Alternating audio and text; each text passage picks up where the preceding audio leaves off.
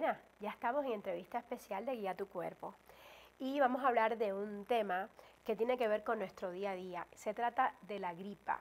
¿Y por qué con nuestro día a día? Bueno, porque con frecuencia alguien a nuestro alrededor está con gripa, como yo ahora, pero esto no quiere decir que esté atravesando necesariamente por una enfermedad pulmonar que ocupe ir de urgencia al hospital. Bueno, eso espero. ¿Cuándo y qué hacer en un caso como este? ¿Cuándo hay que hacer si un médico nos dice, oiga, esto no es una simple gripa, esto lleva un tratamiento más enjundioso? Vamos a aclarar todas estas preguntas, todas las dudas que nos lleguen a nuestro programa con nuestra invitada en estudio, es la doctora Jessica González Martínez, quien es neumóloga. Bienvenida, doctora Jessica González Martínez, es la primera vez que está con nosotros y vamos a tratar todos estos temas relacionados con las enfermedades pulmonares. Pero yo quiero empezar por lo más simple. ¿Cómo usted como médico identifica que lo que trae su paciente es una simple gripa o es ya algo más complicado como una bronquitis o alguna enfermedad pulmonar? Hola, gracias por la invitación. Bueno, primero que nada hay que individualizar a cada paciente, es decir, yo veo a mi paciente y veo que viene pues con síntomas de vías respiratorias altas, esto es decir, le lloran los ojitos, tiene escurrimiento nasal, dolor de garganta y podemos auscultarlo, escucharlo y vemos que no tiene afección pulmonar. Entonces, si el paciente ha estado en lugares concurridos, si ha estado en contacto con gente que ha estado previamente enferma o estamos en época invernal, pues podemos decir entonces que se trata de una gripa común y corriente, se brinda tratamiento y nada más. Sin embargo, si el paciente persiste con síntomas, es decir, ¿por cuántos días? Más de una tos que no se quita ya más de 2 meses. Cualquier tos que no se quite más de 2 meses con tratamiento, si ya recibió antibióticos, si ya recibió antitusígenos, es un síntoma que nos indica que debe ir a un neumólogo a una revisión más especializada. Entonces, ¿cuándo una gripa deja de serlo y se convierte, por ejemplo, en bronquitis? Una gripa ya deja de serlo cuando ya escuchamos o vemos alteraciones pulmonares y cuando la tos no cede, cuando el paciente manifiesta síntomas generalizados, es decir, ya tiene cansancio, fiebre, puede llegar a tener otros síntomas abdominales también, falta de aire, el más importante, cuando el paciente ya siente que no alcanza a respirar adecuadamente, es cuando ya podemos decir que ya está afectando a la vía aérea inferior, que sería ya como tal una afección pulmonar. ¿Y qué pasa cuando se nos tapa la nariz? ¿Por qué esto ocurre? Ok, la mayoría de las veces los pacientes, todos tenemos cornetes y hay algo que se llama ciclo de los cornetes. ¿Dónde están los cornetes? Están en la nariz, pero en la parte posterior. O sea, nuestra nariz, esto es solamente el cartílago y el hueso. Sin embargo, los cornetes están en la parte posterior dentro del cráneo. Todos tenemos algo que se llama ciclo de los cornetes, es decir, uno se inflama y el otro no. Entonces, por este lado fluye el moco normalmente y luego al revés, este se inflama y este no y por aquí sale el drenaje. O sea, hay un cornete en cada fosa nasal. Tenemos 3. Son 3 del lado derecho y 3 del lado izquierdo. En sí, la nariz y la formación está dentro del cráneo, es a la parte posterior. Lo que vemos aquí solamente es hueso y cartílago. Nosotros producimos de manera natural moco todo el tiempo. El moco es una barrera que nos permite atrapar partículas del medio exterior y de esta manera las partículas no llegan al pulmón y el moco se elimina. Cuando nosotros tenemos ambos lados de los cornetes inflamados, puede llegar a haber una obstrucción. Los cornetes pues drenan a través de la faringe y es lo que nosotros conocemos como descarga posterior, es decir, el paciente está constantemente tragando sus flemas. ¿Es verdadero o falso que cuando el moco es verde, estamos no ante una gripe, sino ante un problema mayor? Pues no necesariamente, yo diría que es falso. El moco usualmente tiene un color transparente o blanquecino, sin embargo se llega a poner verde por la oxidación de ciertas enzimas. Esto no quiere decir precisamente que estés cursando con una infección bacteriana, no son sinónimos y se llega a poner verde en otras afecciones crónicas también. Entonces, que tú me digas tengo moco verde, entonces necesito un antibiótico porque tengo una infección, no es sinónimo. Doctora, ¿y la bronquitis es una enfermedad pulmonar muy grave?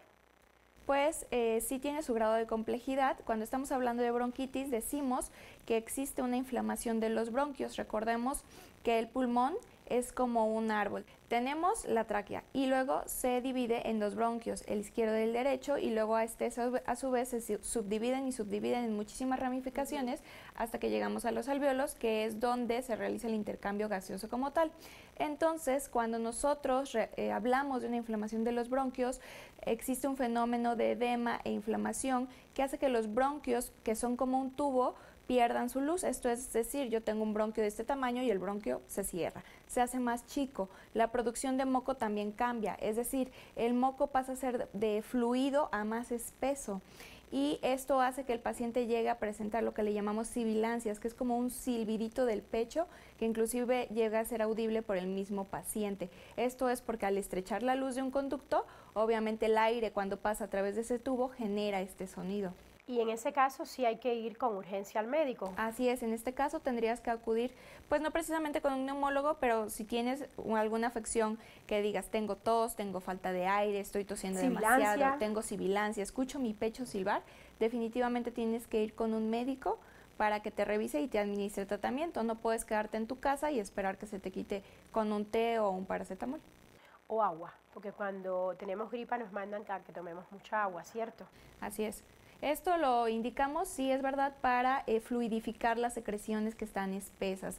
Al final lo que queremos es que el paciente logre expectorar o sacar todo ese moco, pero al ser espeso pues obviamente se atora más fácilmente entre todas estas ramificaciones de los bronquios, y el tomar agua abundantemente pues ayuda a que la sustancia se haga más fluida y pueda salir con mayor facilidad. ¿Y soplar un globo, eso nos ayuda? Dentro del proceso de bronquitis crónica, no. Estamos hablando de un proceso agudo. Lo que necesitamos en este caso es desinflamar el bronquio. Podemos utilizar muchas terapias, pero eso ya sería en un caso más de rehabilitación pulmonar. Lo que se ocupa son medicamentos, como nos dijo antes. De momento ocuparíamos antiinflamatorios. Doctora Jessica González Martínez, ¿y en su día a día a qué tipo de enfermedades pulmonares usted se enfrenta más? Vemos muchos casos de asma, de POC, vemos neumonías y también vemos enfermedades pulmonares intersticiales. Son lo que con más afluencia llega a nuestro hospital y eso es en lo que más estamos trabajando el día a día. ¿Qué es la EPOC? La EPOC es la enfermedad pulmonar obstructiva crónica por sus siglas. Es un estado donde el paciente tiene una vía aérea persistentemente obstruida, es decir, el bronquio del paciente ya no se va a abrir para poder sacar el aire de manera normal. Existen pues varios fenotipos de EPOC, pero los más importantes vamos a ver el de la bronquitis y vamos a ver el paciente del enfisema, el que está atrapando aire dentro de su propio pulmón. Y un factor muy importante del que la mayoría de los pacientes desencadenan el EPOC, pues es el tabaquismo. Se ha visto que es el principal factor de riesgo para desarrollar esta enfermedad pulmonar obstructiva crónica. Incluso siendo fumador pasivo, ¿cierto? Se ha visto que los pacientes que son fumadores pasivos tienen casi el mismo riesgo para desarrollar EPOC, tanto como los fumadores activos. Doctora Jessica, ¿es verdadero o falso que la EPOC es la tercera enfermedad más letal después de las enfermedades cardiovasculares y los accidentes cerebrovasculares? Es verdad, se ha visto que la EPOC se encuentra dentro de los primeros lugares de muerte en nuestro país. Hace 10 años estaba en el lugar número 9, el día de hoy, para el año 2030, va a ser la cuarta causa de muerte prevenible en nuestro país. Gravísimo. ¿Qué impide que nuestros pulmones trabajen bien? Los factores de riesgo son la contaminación ambiental. Tenemos en esta ciudad desafortunadamente mucha contaminación. El tabaquismo es un factor de riesgo muy importante. La exposición laboral también conlleva un riesgo para la salud pulmonar. Las personas que están expuestos a polvos, humos, solventes, químicos, derivados del sílice. Todas estas personas, inclusive las que tienen fogón en casa o cocinan con leña, que es lo que llamamos exposición a biomasa, tienen mucho riesgo de desarrollar una enfermedad pulmonar. ¿Y los que trabajan permanentemente en aire acondicionado? En aire acondicionado solamente la exposición a los polvos, si eres un sujeto predispuesto genéticamente, pero por el aire acondicionado per se no conlleva un riesgo exposicional. Nos llega una pregunta aquí a la red social @isaentrevista, que es la cuenta oficial de nuestro programa, y nos preguntan ¿qué tanto riesgo tiene el fumador pasivo y bueno, el activo a padecer cáncer, ya sea cáncer de pulmón o cáncer de riñón, etcétera, etcétera. Se ha visto que el 80% de las personas que tuvieron tabaquismo intenso durante su vida, ya sea activo o pasivo, ha desarrollado algún tipo de cáncer. Solo el 20% es ese grupo aislado que conocemos que nos dice, yo fumé 45 años y no me pasó nada. Son la minoría. Realmente fumar sí está directamente relacionado con cáncer de pulmón, cáncer de laringe, de garganta, cáncer renal, que son los principales que se han visto que están asociados al tabaquismo. Doctora Jessica, ¿es verdadero o falso que cuando una persona presenta problemas al caminar o al subir una escalera, esto es un indicativo de que tiene problemas pulmonares?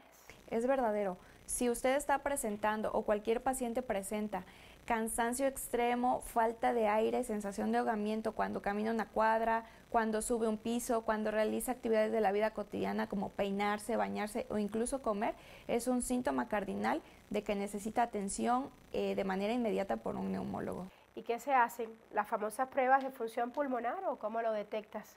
¿Cómo confirmas tu diagnóstico? Así es, la prueba a la que estamos, que es más asequible, más rápido y que nos brinda mucha información, es la espirometría con broncodilatador. Es una de las pruebas que más utilizamos y ciertamente pues nos da el diagnóstico para poder decir es asma, es EPOC, es una intersticial y pues es una de las pruebas que de hecho todos deberíamos estarnos realizando para conocer nuestra función pulmonar, aunque no seamos o nos consideremos todavía como sujetos enfermos pulmonalmente hablando. Usted mencionó la enfermedad intersticial. ¿Qué es? Sí, este es un grupo de enfermedades, son poco conocidas, se conocen como enfermedad pulmonar intersticial difusa. Es un término un poco rimbombante, pero pues a lo que se refiere es a la fibrosis pulmonar. La fibrosis pulmonar prácticamente es cicatrices en el pulmón. Esta cicatriza como cualquier órgano, como la piel. Cuando nos hacen una cesárea y se queda ahí la incisión, así se quedan en el pulmón. Y esto hace que el pulmón, al ser un órgano elástico, se vuelva rígido y duro. Entonces el pulmón ya no logra su expansión completa y el paciente empieza a presentar síntomas como la falta de aire. Interesante. Vamos a continuar hablando sobre este tema cuando regresemos de una breve pausa. Atentos, ya volvemos.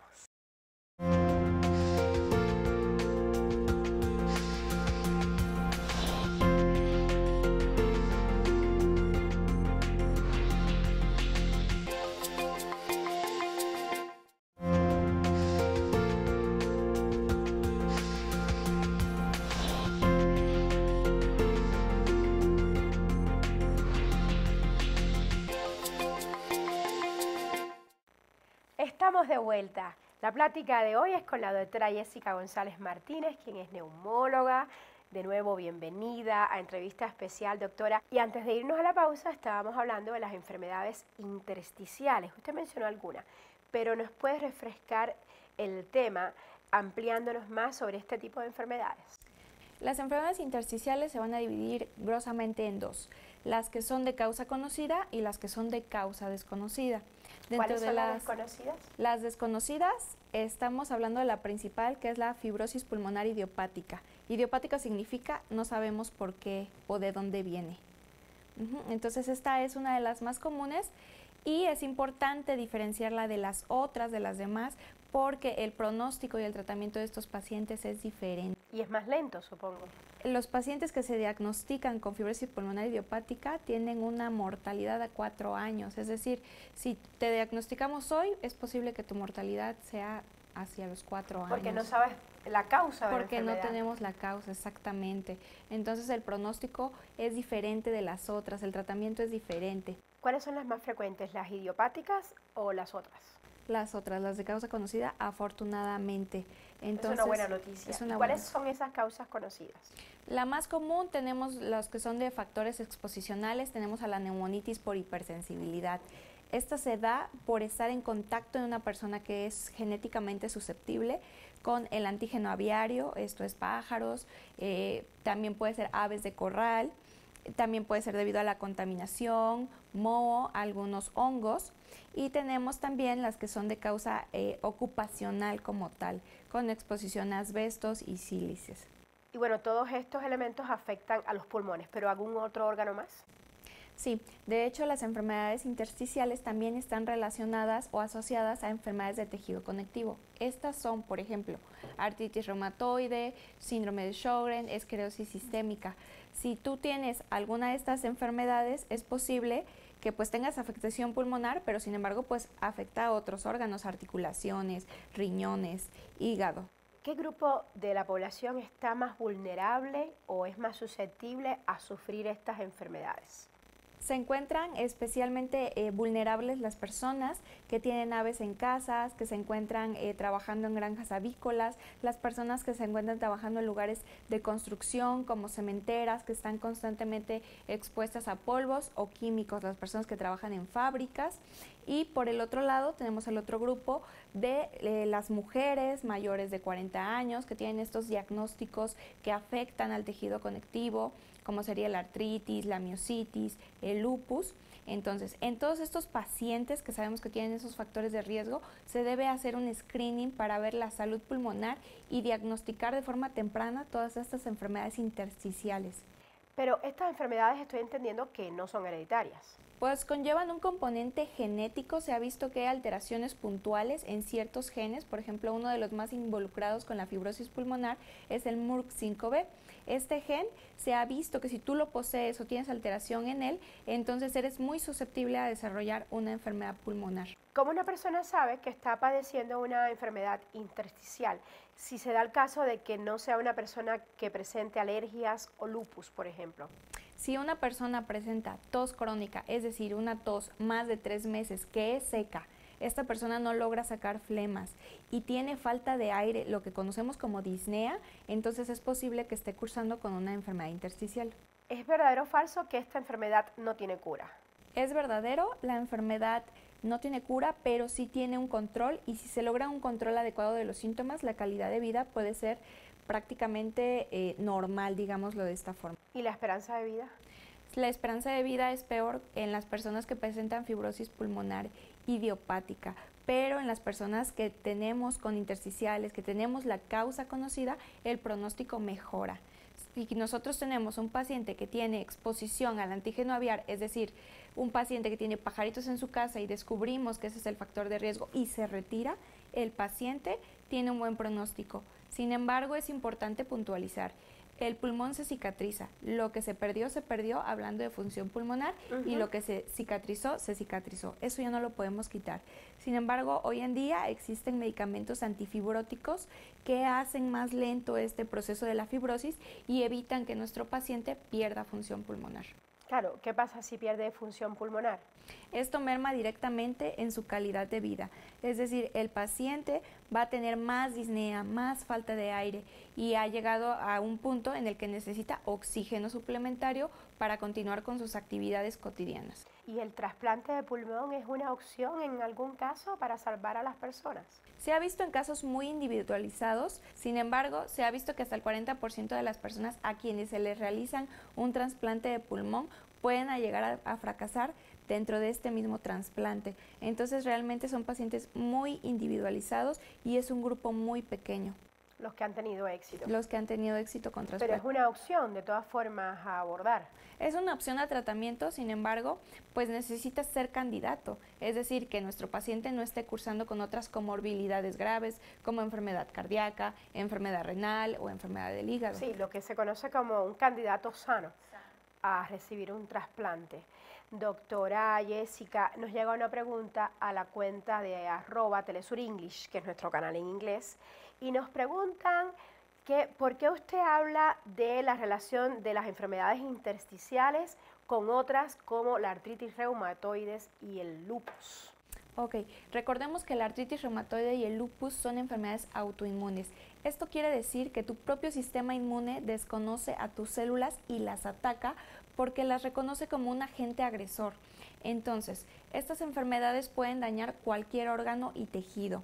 No solamente se limitan a las articulaciones, bien es sabido que la artritis pues son dolores articulares y rigidez, pero pues estas células que son propias pueden dañar también a los pulmones. Entonces es por eso que es el mismo componente el que daña el hígado, el que daña el riñón y el que daña el pulmón en todas estas enfermedades autoinmunes.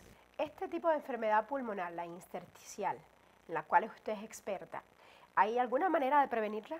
Desafortunadamente no tenemos una manera concreta de prevenir que tú digas, voy a hacer esto porque no quiero que me dé una enfermedad intersticial, ¿sí? Entonces, bueno, evitar trabajar en esos lugares. Ciertamente se pueden realizar cosas como evitar la exposición a polvos, a humos, a sustancias, a químicos y pues la más importante, evitar la exposición directa al humo del tabaco. Nos llega otra pregunta a la cuenta de @ISAEntrevista, ya le dije que era la cuenta oficial de nuestro programa. Doctora Jessica, quieren saber si las personas que presentan enfermedad intersticial y por tanto tienen falta constante de aire al caminar o al subir una escalera, si pueden practicar ejercicios. Sí, por supuesto, las personas que cursan con una enfermedad intersticial deben realizar ejercicios. Si nosotros le decimos quédese sentado en su sillón, lo estamos limitando. Aquí lo que se debe hacer es una adecuada titulación de oxígeno. El paciente puede sentir que hace su ejercicio y que sin embargo no se cansa tanto, pero esto solamente está haciendo que se estrese su corazón, porque es una falta de compensar esta baja oxigenación que el paciente tiene. Entonces el paciente debe utilizar su oxígeno titulado tanto en horas de reposo como en horas de ejercicio, las 24 horas del día, y de esta manera va a ser capaz de realizar ejercicio. No se deben quedar sentados los pacientes con intersticiales y definitivamente deben utilizar su oxígeno 24 horas al día. Nos llega una pregunta a la cuenta de nuestro programa gemelo, que es @YaTuCuerpo_TLS, y nos preguntan si hay alguna sustancia, alimento o bebida que no deban consumir las personas, los pacientes que padecen estas enfermedades intersticiales para cuidarse mejor. Sí, por supuesto. La primera sustancia que no debes consumir es el humo del tabaco de ninguna forma, ni la exposición al humo de quema de carbón o quema de sustancias. Entonces, aléjate de cualquier humo. Aléjate si de tienes cualquier esta enfermedad. Así es. O cualquiera del pulmón, ¿verdad? Así es. El pulmón está hecho para recibir aire, solamente aire. Entonces, si tú tienes una enfermedad intersticial y estás expuesto al humo del tabaco, tu enfermedad podría progresar por esta exposición. Ahora, la fibrosis pulmonar es una consecuencia o una evidencia de tener esta enfermedad intersticial, ¿cierto? ¿Esto se incrementaron los casos con este problema de la fibrosis pulmonar debido a la COVID-19? Son espectros diferentes. Existen secuelas debido al COVID-19 en los pacientes que tuvieron COVID grave. Este es el COVID que ameritó intubación, estancia en la UCI, y esta fibrosis, sin embargo, se presenta, cicatriza el pulmón y se queda. Las fibrosis pulmonares que estamos hablando son crónicas y progresivas, es decir, en el COVID-19 lo que has perdido, lo perdiste, pero se detiene la fibrosis en cierto punto, y se ha visto que hasta 30% de los pacientes que tuvieron COVID grave vuelven a recuperar sus pruebas de función pulmonar normal. En el otro grupo de las enfermedades intersticiales, si no damos un tratamiento oportuno, la fibrosis progresa. Esto significa que son más agresivos los humos, los antígenos aviarios, los solventes, todo este tipo de cosas que usted nos ha descrito, un poquito más agresivos para el pulmón que la propia COVID-19, por esto que nos explica de la fibrosis. Sí, en un paciente que está predispuesto, que ya tiene diagnóstico de fibrosis, de cierta manera no se puede exponer, no se debe exponer a estos agentes agresores. El paciente que era sano previamente, que cursó con su cuadro grave de COVID-19, en cierta manera se va a estancar en esa fibrosis que ya tuvo, no va a evolucionar. Incluso se ha visto que estos pacientes tienen síntomas de COVID, long COVID prolongado. o COVID prolongado, pero no estamos hablando de lo mismo que un paciente que cursa con una intersticial. Un paciente que cursa con intersticial debe recibir tratamiento multidisciplinario. Esto es nutrición, neumología, reumatología e incluso alergología. Su estilo de vida es completamente diferente al de una persona que no tiene una enfermedad intersticial. Así es, porque debe cuidarse de estos estímulos, debe recibir vacunación contra influenza, contra neumococo, ya que ciertas enfermedades virales pueden hacer que esta enfermedad intersticial se exacerbe. Esto quiere decir que el paciente tenga un tipo de crisis en ese momento debido a los virus. Doctora Jessica, ya que usted habló del COVID, long COVID o COVID prolongado, y que se enfrenta, supongo, en su consultorio a diario con personas que lo tuvieron, ¿nos puede abundar o actualizar acerca de las secuelas que dejó la COVID-19 en pacientes que lo tuvieron una, dos o tres veces? O bueno, yo conozco de casos que la tuvieron una sola vez y que le ha dejado una serie de secuelas. ¿A qué nos estamos enfrentando? ¿Hoy se sabe un poquito más? Decimos o hablamos de COVID o long COVID cuando es un paciente que persiste con síntomas después de 3 meses de su diagnóstico inicial de COVID.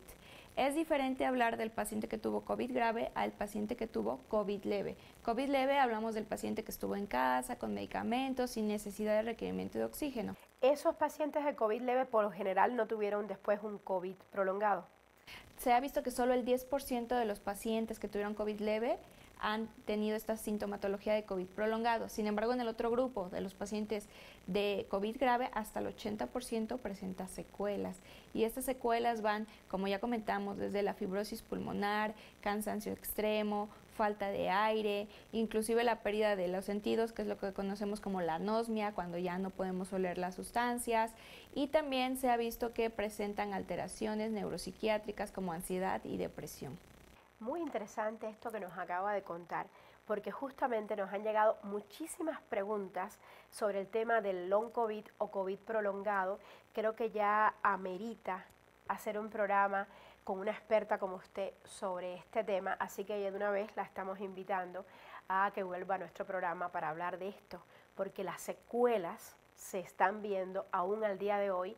Y bueno, hay muchas preguntas y seguro ustedes los médicos ya conocen más sobre el tema. Doctora Jessica, ya está emplazada a venir con nosotros y gracias por estar hoy con nosotros. Las gracias para usted.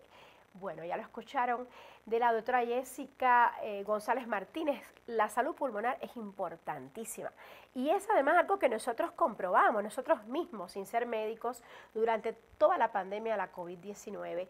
Claro, por todos los estragos que ocasionó, y si en casa tenemos personas vulnerables a estos temas y a estas enfermedades pulmonares, ojo, hay que cuidarlos con todas las recomendaciones que ya nos dio la doctora Jessica González. ¿Usted qué opina? Le propongo que continuemos el diálogo en nuestra cuenta de Twitter, @ISAEntrevista. Yo me despido por hoy, pero lo veo en 7 días. Cuídense mucho y ámense más. Hasta la próxima.